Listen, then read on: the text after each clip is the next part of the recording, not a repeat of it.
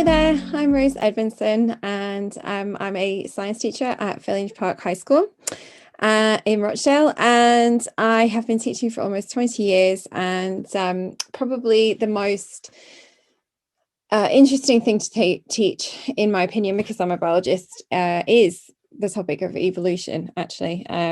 Although I do like lessons on microscopes and getting those wow moments, evolution is a fantastic and fascinating topic for me. It links in with so many other topics in biology and in science as well. So the purpose behind this video today is to address some of the tricky aspects of teaching the topic of evolution in Year 6 and beyond.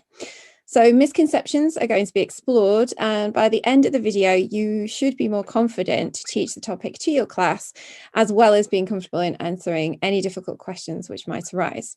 Accompanying this video is a troubleshooting guide, which will aid as a reference to allow you to review key points, knowledge, suggested activities, and further reading. And some of the websites also that I refer to today will also be in that resource.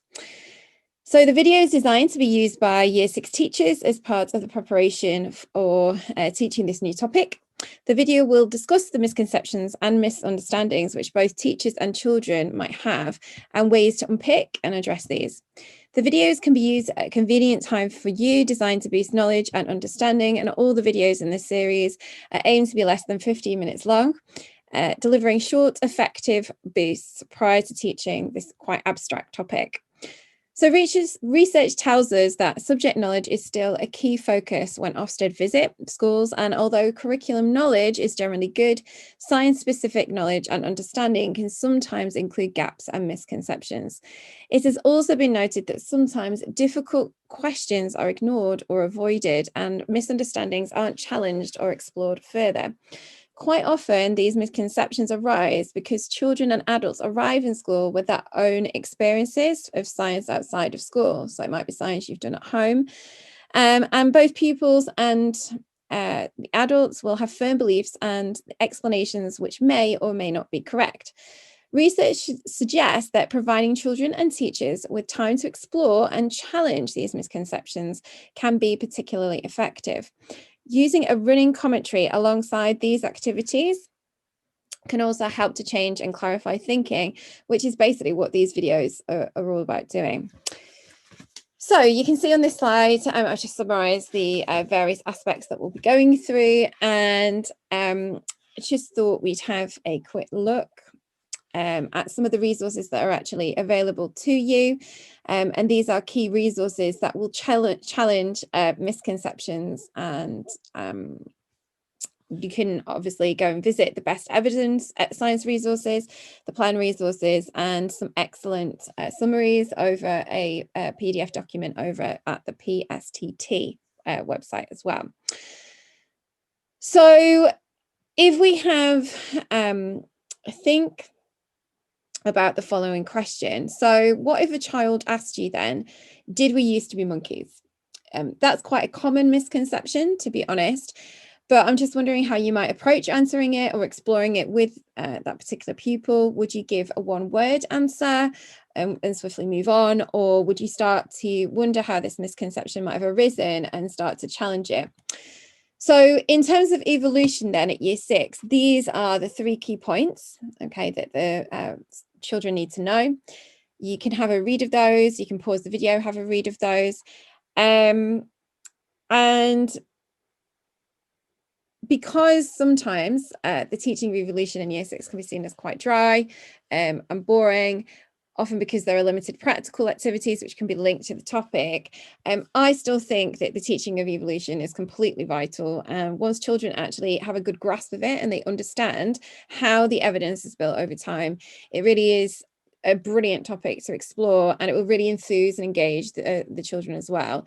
And they can make real connections with the world around them as well, and really understand their place in the wider natural world as well. So that's what they need to know. These are some of the misconceptions then that can make this topic particularly tricky to teach. the evidence for evolution is undeniable, and the topic lends itself to a real exploration of understanding how our knowledge and opinions around the origin of species has really come about. It's really topical and obviously quite often in the news, particularly when new fossils are found and things, because new evidence is being uncovered all the time. And I think that's really important that children appreciate that. And particularly when you're teaching about common ancestors, sometimes it can be seen as quite a controversial topic to teach.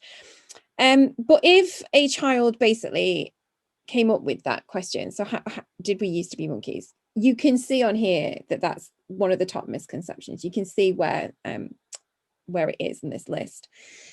There are lots of other misconceptions, unfortunately, as well, which can appear prior to teaching it. So they're coming in with these misconceptions during it because they've misunderstood something, or even after the topic's been taught as well.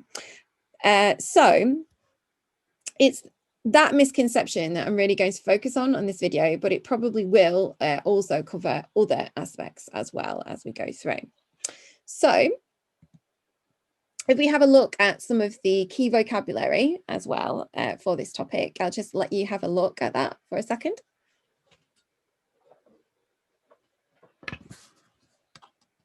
So all of those words are particularly important.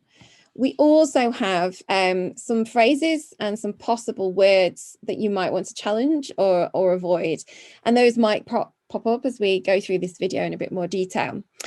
So in order to really unpick that misconception, have we evolved from monkeys?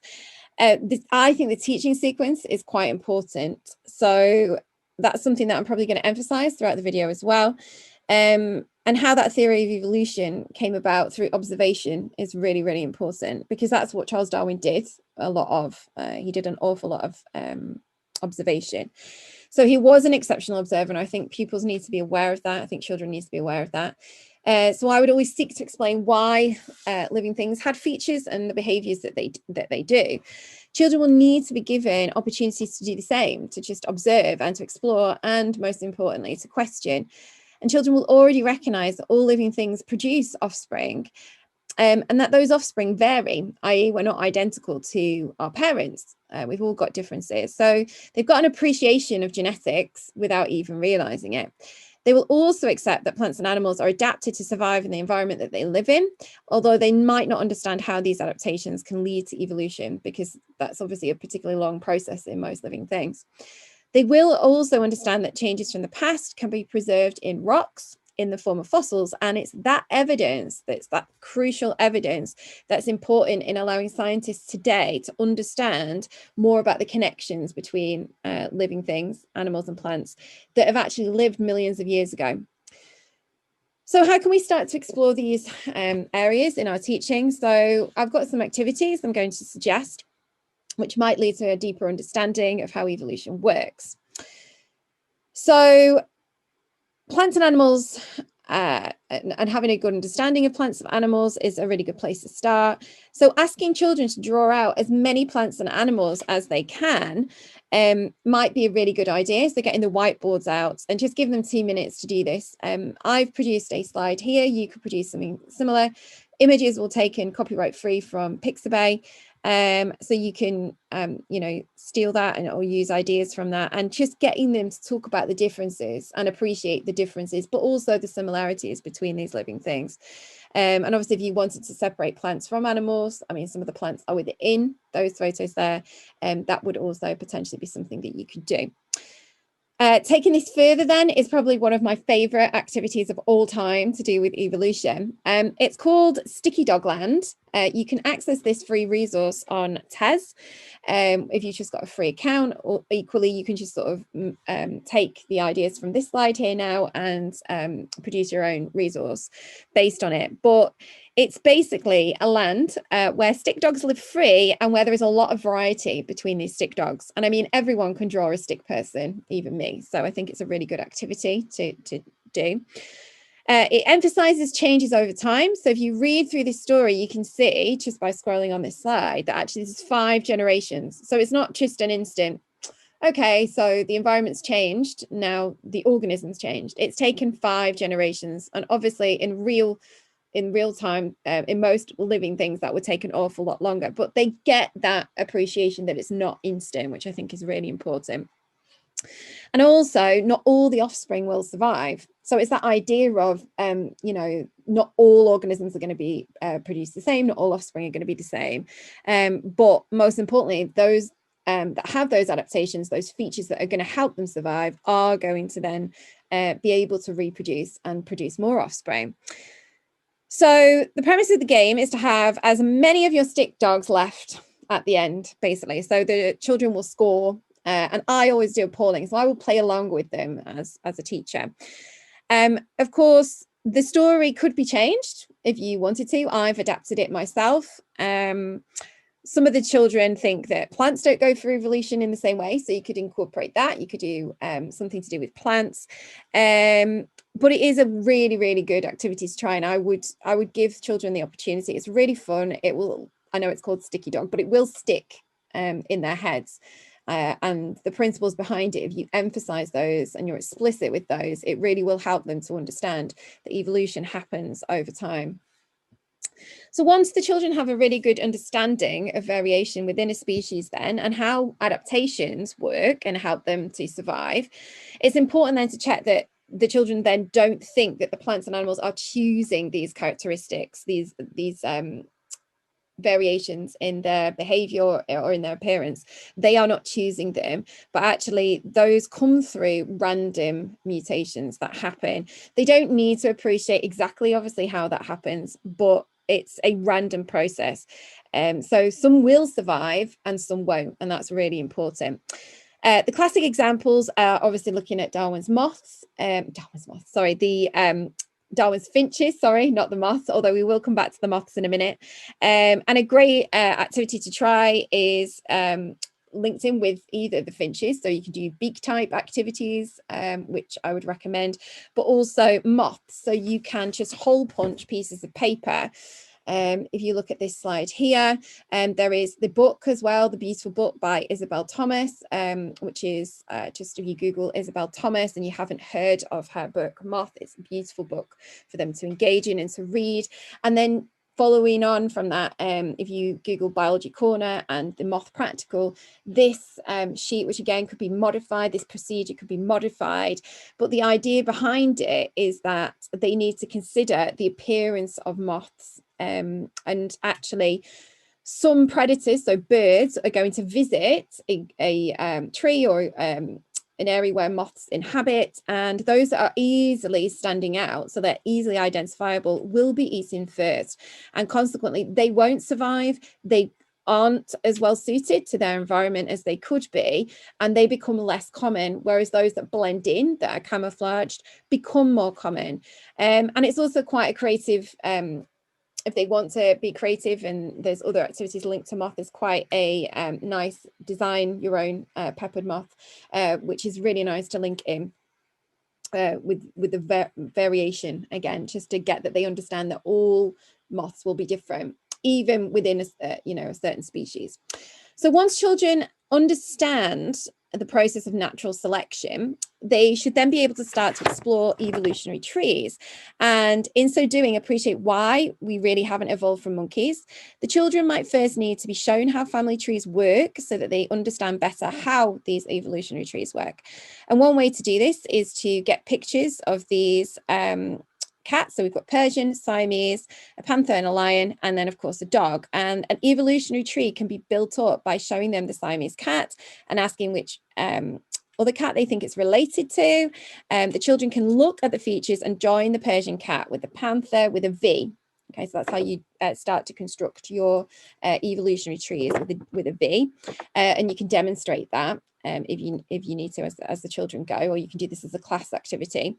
That can then be built on, and they can match the panther with the lion and ask which they think the panther and the lion are related to. Is it the domestic cats or is it dogs?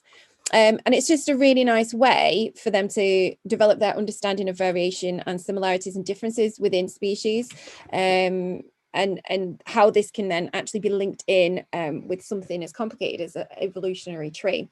And that activity is explained in more detail at the website at the bottom. So evolutionforprimarykids.co.uk, a really, really useful resource.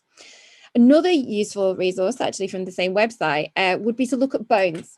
Okay, and I know for some students this, or for some pupils or children, this may be a bit complicated because of the terminology that you're using, but it's always really nice to get them to look at the differences, particularly in the and the similarities as well between limbs on a variety of species. Because kids always find them completely fascinating. And again, you know, you can get them to highlight certain aspects that they think that certain species have in common. And again, that activity is developed on the evolution for primarykids.co.uk website again. And I just want to share a quote with you now, and it's from Professor Marty Sanders, and it says this: "Even if children don't become scientists, understanding evolution brings the individual a clearer sense of the relationship between living things and the environment." And for me, that's the important part of teaching evolution. So I think that's a really nice quote to end on. Having taken the time to watch this video, I hope you now feel more confident. Obviously, there's a summary here of some things you might want to try before or during when you're teaching this topic, in case misconceptions arise. But I'm hoping, because it's quite an abstract topic again, and it can be very tricky, that your confidence, enthusiasm and curiosity has been ignited. Please feel free to refer back to the suggested resources and further reading in the troubleshooting document, with further links to websites and research. Thank you for listening, and we hope you will consider looking at the other videos in this series as well. Thank you.